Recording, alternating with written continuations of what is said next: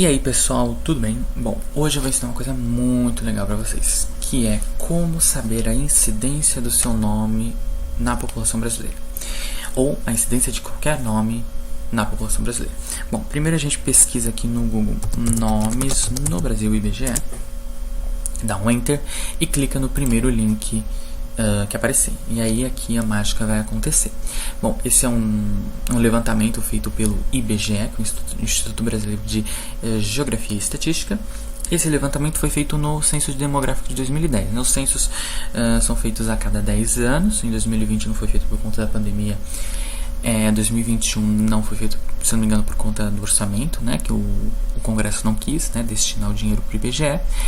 E agora vai ter que ser feito. Em 2022 já foi até o concurso para o IBGE e vai ser feito. Então provavelmente esse levantamento pode ser até atualizado.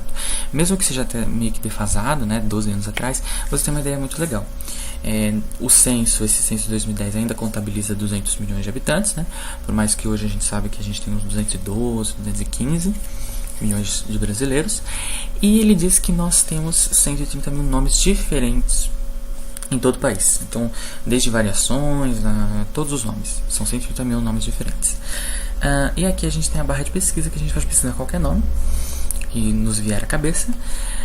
Pesquisar por estado e pesquisar masculino ou feminino ou ambos os sexos. Eu sempre pesquiso ambos os sexos, independentemente do nome ser feminino ou masculino. Bom, aí eu vou colocar o meu nome, que é um nome muito bonito, e vou pesquisar. E aqui a gente vai ter uma gama de informações muito interessantes mesmo. Sobre o sexo, né? Aqui, se você for ver, eu coloquei ambos os sexos e deu 336.030 pessoas, que essa é a primeira informação que a gente tem, a frequência. Quantos brasileiros se chamam Júlio? Nesse caso, 336.030 pessoas. Todos os brasileiros possíveis são esses 336 mil, né? Até 2010. Só que se coloca masculino, ele dá uma leve reduzida, então fica 334 mil. Isso significa que algumas mulheres se chamam Júlio por algum motivo. E aí, a outra informação que seria a incidência, que é a resposta do vídeo, 0,18%. A razão entre a frequência e o total de brasileiros, né, o total de habitantes brasileiros. E uma outra informação que é bem bacana é essa aqui, popularidade. Então, no ranking dos nomes, qual que é a popularidade do seu nome? No meu caso é o 81º, que não é uma posição tão ruim para 130 mil nomes, né? O nome mais comum, seria assim dito, né, o mais popular, é Maria, que está em primeiro lugar. Tem 11 milhões de brasileiras, né? Mas deve ter alguns brasileiros que chamam Maria, que tem esse nome. Outra informação bem bacaninha é qual que é o estado, né? Na verdade, aqui ele coloca o estado, mas eu posso saber de todos os estados. A incidência proporcional por estado, ou seja, a cada 100 mil habitantes, quantas pessoas se chamam Júlio? E o Rio de Janeiro, aí ele mostra qual que é o estado que proporcionalmente tem mais aquele nome. E no caso aqui, Júlio é o Rio de Janeiro. Aí aqui eu tenho toda a distribuição em todos os estados, então tanto a frequência absoluta, né, a população absoluta, que se chama Júlio, tanto a taxa proporcional, né? Então, desde o estado que tem maior incidência proporcional até o que tem menos, que seria o Amapá. Aqui eu tenho um gráficozinho interativo que tem as mesmas informações desta tabela, só que neste mapa. E aqui eu tenho os nomes similares, as variações. Então, Júlio com LH, Júlio com I, aqui Júlio, então bem engraçado, né? Júlio, seria erros, né? Eu acho, Júlio, não sei, parece um erro. Só que o mais bacana é os nascimentos por década. Eu acho que é a informação mais interessante, porque aqui você tem a informação de como foi o desenvolvimento do seu nome ao longo da história, vamos por assim dizer. Então, e cada nome tem um certo comportamento. Por exemplo, o meu nome, ele tem um crescimento gradual, certo? Então ele tem um pico, ele tem um crescimento gradual, vai crescendo a cada década até 80. Tem um pico, aí depois ele tem uma queda e continua em queda. Só que você percebe que aqui tem um crescimento gradual. Isso é legal, bacana. Só que tem alguns outros nomes que são nomes de época, vamos por assim dizer.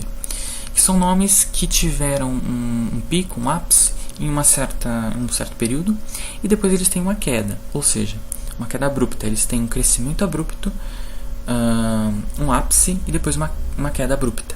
Que é o caso, por exemplo, do nome da minha mãe, que é Andréia. Se você pesquisa Andréia,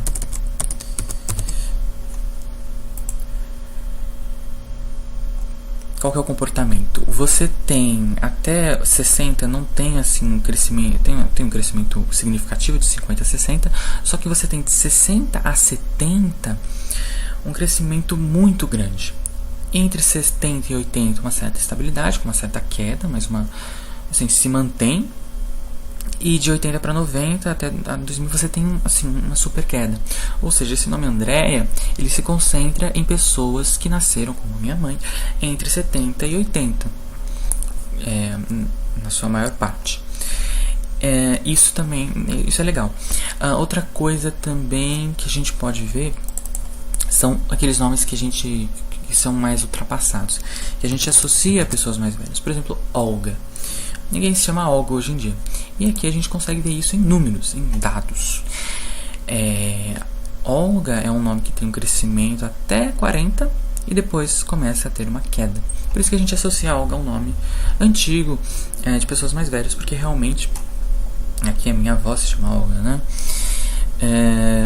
Em 1930, 1940 você tem aí uma maior incidência e depois uma queda.